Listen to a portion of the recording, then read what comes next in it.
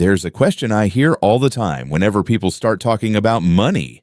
How much money do you actually need to retire comfortably? And what's interesting is that every time that question comes up, the number people mention is usually huge. 2 million, 3 million, some people even say 5 million. When people hear numbers like that, most of them have the exact same reaction. They go quiet for a few seconds, and then a very familiar thought shows up in their mind. Well, I guess I'm never retiring.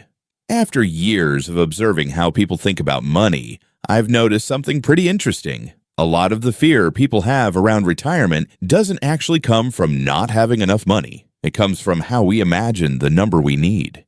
And when that number gets inflated in our heads, our brain automatically switches into a kind of why even try mode. Not because you're lazy, but because the goal suddenly feels impossibly far away. But here's the interesting part. When you start looking more closely at how money actually works in real life, the picture often looks very different from the scary numbers people talk about. I've realized that when people talk about retirement, many of them are answering the wrong question. They ask, how much money do I need? When the better question is actually this: how much does my life really cost? Those two questions sound almost identical, but the answers can be very different. And once you understand that difference, something interesting happens. Retirement stops feeling like a giant mountain. It starts looking more like a problem that can actually be solved. Main idea: 1. Most people confuse income with life. After years of watching how people behave with money, I noticed something that very few people talk about. When we think about money, we almost always think in terms of salary. For example, my salary is $40,000. My salary is $80,000. My salary is $120,000. And without realizing it, our brain creates a simple assumption. If we stop working one day, we must somehow recreate that same income. But here's the interesting thing. Income and real life are not the same thing. A paycheck looks simple on the surface, but inside that number are a lot of different pieces: taxes, savings, work-related expenses, costs that only exist because of a work schedule. Most people don't notice that a large portion of the money leaving their account every month isn't actually paying for life. It's paying for the fact that they have a job. I once had a conversation with a friend who works in tech. His income was pretty high, but when we sat down and actually looked at where his money was going every month, something interesting showed up. Part of his spending was going toward things like gas for commuting lunch near the office work clothes services that save time because his schedule was packed. There's nothing wrong with those things. They're simply costs of a working lifestyle. And one day, when work is no longer part of the picture, many of those costs disappear. But when people calculate retirement, they rarely subtract those costs from the equation. So without realizing it, they inflate the number they think they need. And something very interesting happens when you start looking at money this way. A big psychological shift takes place. You stop asking, how much money do I need to replace my salary? And you start asking, how much money does my life actually require? Those are two completely different questions. And the second one usually leads to a number that is much more realistic. Main idea 2. Your life is usually cheaper than you think. After watching how people think about money for many years, I noticed something surprising. A lot of people believe their life is more expensive than it actually is. Not because they're exaggerating on purpose, but because in our minds, spending is usually remembered as a feeling, not as real numbers. Here's a very common example. You ask someone, roughly how much do you spend every month? The answer is usually vague. Maybe around $1,200, probably around $2,000. But when someone actually opens their bank statements, the picture often changes.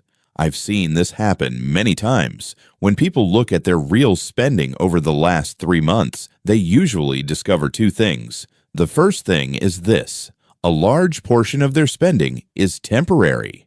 Things like home repairs, buying appliances, school tuition, buying a car, paying off debt. These expenses can make a certain period of life look very expensive, but they don't last forever. The second thing is even more interesting. Some spending comes from the convenience of a busy life, ordering food, paying for time-saving services, making quick purchases simply because you're too tired to think about it. These expenses don't always disappear in retirement, but they often shrink significantly because when time becomes more flexible, people naturally start doing things in simpler ways. I've seen many people who, while working very busy jobs, ate out almost every day. But once their pace of life slowed down, they started cooking more, not necessarily to save money, but because they finally had the time. And something interesting happens when you separate spending into two categories: the cost of life and the cost of your current phase of life. Your financial picture becomes much clearer. You begin to realize that some expenses only exist during certain chapters of your life. And when that chapter ends, your real cost of living is often lower than you thought. That's why many people are surprised when they truly run the numbers. The amount they actually need for the long run is often much smaller than the number they once feared. Main idea 3. Financial freedom is determined more by spending structure than income. After years of observing how people manage money, I've noticed something fascinating. Two people can earn the exact same income, but their financial futures can look completely different, not because one is smarter, not because one is luckier, but because their money leaves their life in different ways. Most people focus on one main question: how can I earn more money? And that's a perfectly reasonable question.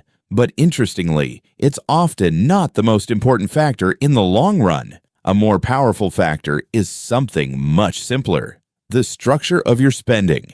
I've seen this situation many times. Two co-workers earning almost identical salaries. But after 10 years, their financial lives look completely different. One constantly feels financially tight. The other feels relatively relaxed. And the difference usually doesn't come from big, dramatic decisions. It comes from fixed expenses.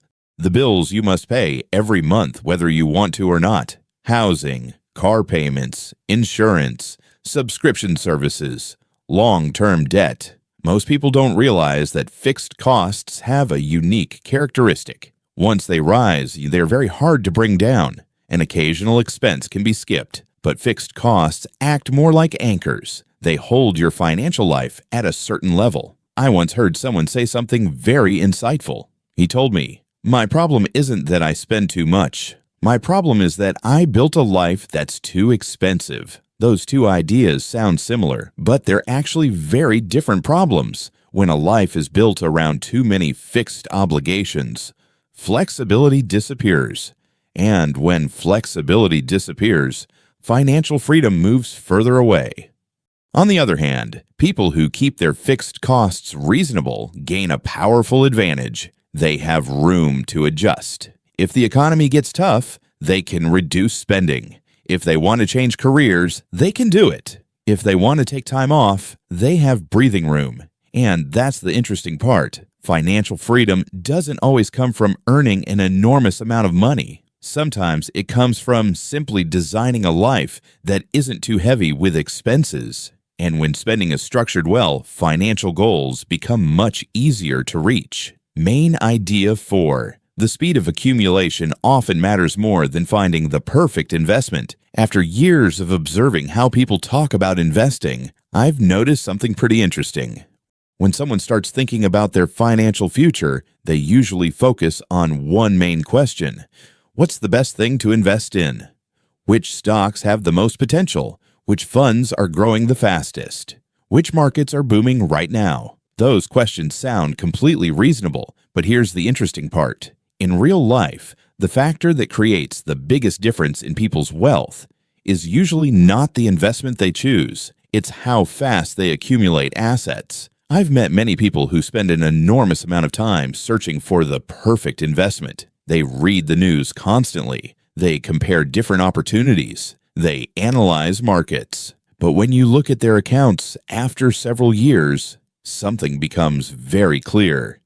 The amount they actually invest each month is relatively small. At the same time, I've also seen people who take a much simpler approach. They don't chase complicated opportunities. They just do one thing very consistently. Every month, a portion of their income moves into investments, not only when the market looks good, not only when the news is positive. They simply repeat that action for years. And what's interesting is that when you look at the results after 10 or 20 years, the difference becomes obvious, not because they picked a special stock, but because they kept adding fuel to their financial engine. Most people don't realize that long-term investing is a lot like planting a tree. The soil matters, the weather matters, but the most important factors are usually time and consistency. If every year you keep adding new assets to the system, the accumulation begins to accelerate in ways that can be surprisingly powerful.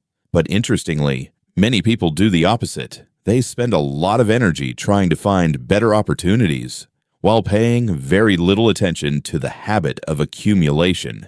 After years of watching how this plays out, I've noticed a very simple pattern. People who eventually reach financial freedom rarely have extremely complicated strategies, but they do have a very stable system. Part of their income consistently turns into assets, month after month, year after year. And over time, that simple repetition creates results that many people assume require extremely complex strategies.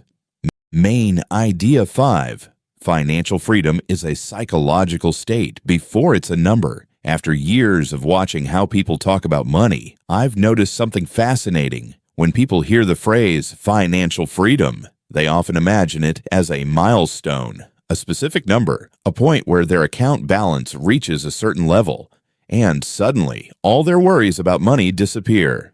But real life rarely works that way. I've seen people with a great deal of wealth who still feel financially insecure, and I've also met people with fairly modest finances who feel perfectly stable in their lives. What's interesting is that the difference usually isn't the amount of money, it's their relationship with money. Most people don't realize that financial anxiety usually comes from 3 familiar sources. The first is uncertainty.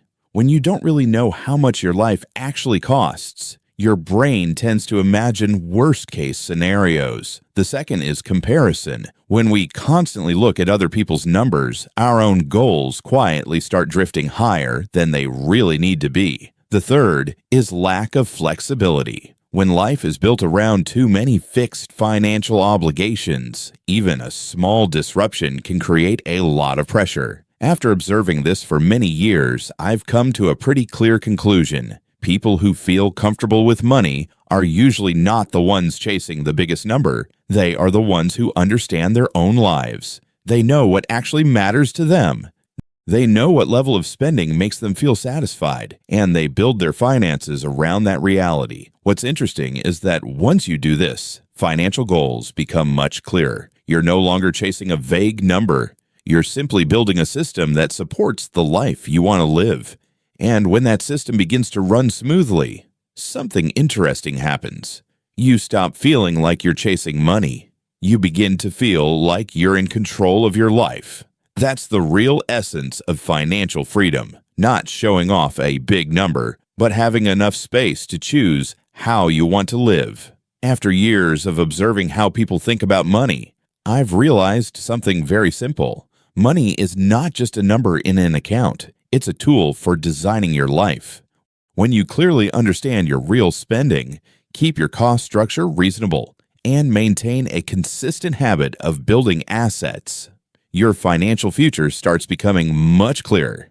Not because you discovered some secret, but because you kept doing the basic things right for a long enough period of time. And the interesting part is that this path is usually much calmer than most people imagine.